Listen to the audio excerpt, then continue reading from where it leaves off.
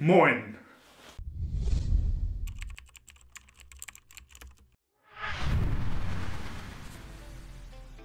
Licht ist ein essentieller Bestandteil vom Film.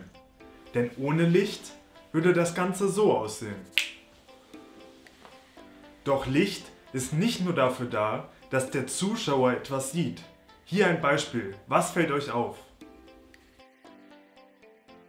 Wie ihr seht ihr beim zweiten Bild gar nichts mehr. Das liegt daran, dass ein Video zweidimensional ist, wir aber in einer dreidimensionalen Welt leben. Wir können allerdings mit mehreren Mitteln dem Zuschauer das zweidimensionale Medium Film zu einem dreidimensionalen Medium machen. Dafür können wir auf der einen Seite mit der Blende Tiefenunschärfe erzeugen. Dadurch weiß der Zuschauer, was im Vordergrund und was im Hintergrund ist. Das Ganze geht auch mit Licht. Der Grund dafür seht ihr hier an einem Beispiel. Auf der einen Seite ist ein Apfel gezeichnet ohne Schatten und auf der anderen Seite mit Schatten. Was auffällt ist, dass der eine Apfel mit Schatten deutlich dreidimensionaler aussieht und dadurch auch deutlich ästhetischer für den Zuschauer. Das liegt daran, dass wir die Dreidimensionalität des Apfels verstehen. Genau dasselbe können wir mit dem Licht machen. Denn wenn Schatten fällt, weiß der Zuschauer, was im Vordergrund und was im Hintergrund ist. Und heute will ich euch mit diesem kleinen Video zeigen, was es für Lichtquellen gibt und wie ihr diese Lichtquellen einsetzen könnt. Fangen wir mit dem internen Licht an. Das interne Licht ist das Licht, was ihr nicht extra als Filmlicht benutzt, sondern das Licht, was ihr am besten in dem Raum schon zur Verfügung habt.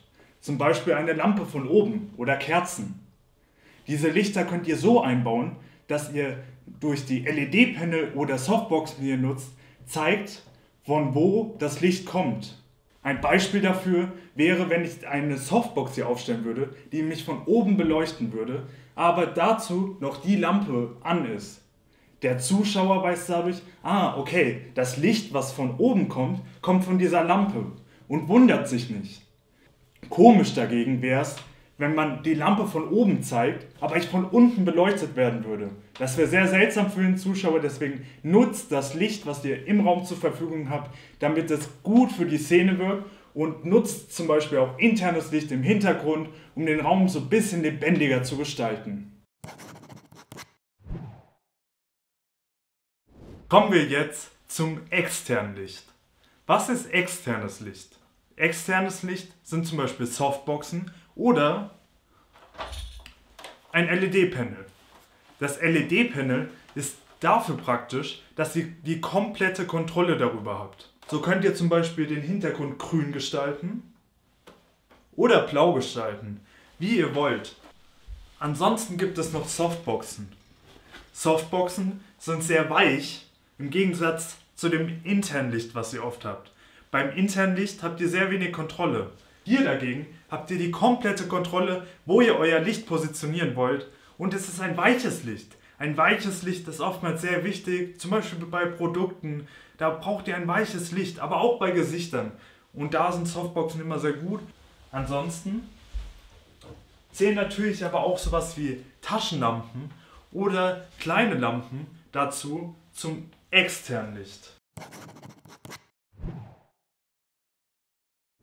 So, die nächste Lichtquelle ist das Tageslicht. Das Tageslicht ist wirklich eine sehr, sehr gute und wichtige Lichtquelle. Es ist kostenlos, aber auch schwierig einzusetzen. Das Licht vom Tageslicht ist wetterbedingt und darauf müsst ihr auf jeden Fall Acht geben. Außerdem ist auch die Uhrzeit sehr wichtig und dadurch ist das Licht ständig am Wechseln. Ihr habt dadurch weniger Kontrolle im Vergleich, wenn ihr einfach Softboxen oder Lichtpanel nutzt. Trotzdem ist es sehr wichtig zu wissen, wann man das Tageslicht gut nutzen kann. So ist zum Beispiel morgens und abends das Licht sehr weich und sehr schön. Jetzt zum Beispiel gegen Abend haben wir die goldene Stunde und wie ihr seht, werde ich schön weich von einer Seite beleuchtet mit einem sehr, sehr goldenen Flair und das Licht sieht dabei wirklich schön und ästhetisch aus. Ich werde jetzt hier draußen allerdings nur von einer Seite beleuchtet. Doch es gibt noch eine weitere Möglichkeit, mich auch von der anderen Seite draußen beleuchten zu lassen. Nämlich Den Reflektor. Durch den Reflektor habt ihr eine ganz neue Möglichkeit, das Licht, was von der einen Seite kommt, auch auf die andere Seite zu positionieren. Weil, wenn man draußen ist, kann man meistens nicht wirklich eine Softbox oder ein LED-Panel nutzen, weil das Licht draußen allein schon sehr hell ist. Dagegen könnt ihr den Reflektor nutzen, um ein Fülllicht zu bilden. Das Fülllicht besprechen wir später nochmal. Das Licht kommt von der linken Seite von mir aus und von der anderen Seite können wir das Gesicht sehr gut aufhellen. Doch bedenkt natürlich, ein Reflektor allein bringt euch nichts. Ihr braucht beim Reflektor immer eine Lichtquelle. Wenn ihr zum Beispiel nicht so einen Reflektor kaufen wollt, könnt ihr auch eine alte Rettungsdecke nehmen. Oft gibt es sie in abgelaufenen Erste-Hilfe-Kästen und werden da ja meistens auch nicht gebraucht. Aber mit dem Reflektor dagegen könnt ihr dann schön, oder auch mit der Rettungsdecke, könnt ihr dann schön die andere Gesichtshälfte ausleuchten. Und das ist immer eine gute Möglichkeit, wenn ihr draußen filmt.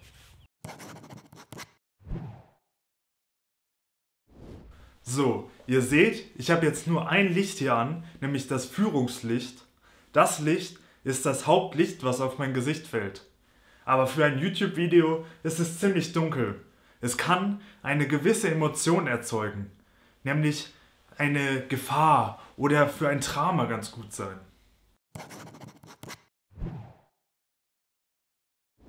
Das Fülllicht ist dafür da, die dunkle Seite, die das Führungslicht erzeugt, aufzuhellen. Dabei ist es wichtig, dass das Fülllicht nicht so hell wie das Führungslicht ist. Allerdings könnt ihr durch das Fülllicht auch nochmal eine ganz andere Farbe mit reinbringen. So seht ihr, habe ich hier zwei verschiedene Lichtelemente.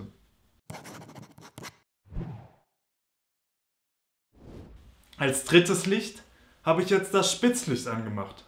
Es kommt von hinten und von oben meistens, um bei den Haaren diesen Glanz zu erzeugen. Doch ich habe euch gezeigt, dass man eine Szene nicht nur mit externem Licht, sondern auch mit internem Licht beleuchten kann, um dadurch auch im Hintergrund noch eine Spannung zu erzeugen. Hier haben wir durch die Lichterkette auch eine interne Lichtquelle, die nochmal mehr Spannung in dem Bild erzeugt. Doch das war's noch nicht. Ich habe noch eine Lampe. So gibt es verschiedene Lichtstufen und der Hintergrund ist nicht nur eine klare Wand.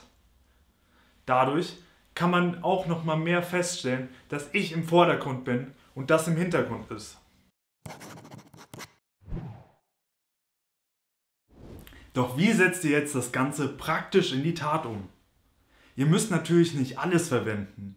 Ihr könnt zum Beispiel das Tageslicht als Führungslicht und einen Reflektor als Fülllicht nutzen. Probiert euch da am besten einfach mal aus. Und ansonsten, wenn ihr noch weitere Filmtipps haben wollt, schaut gerne hier in der Playlist vorbei oder schaut beim letzten Kurzfilm vorbei, den ich extra nochmal für den Wettbewerb Better Makers editiert habe.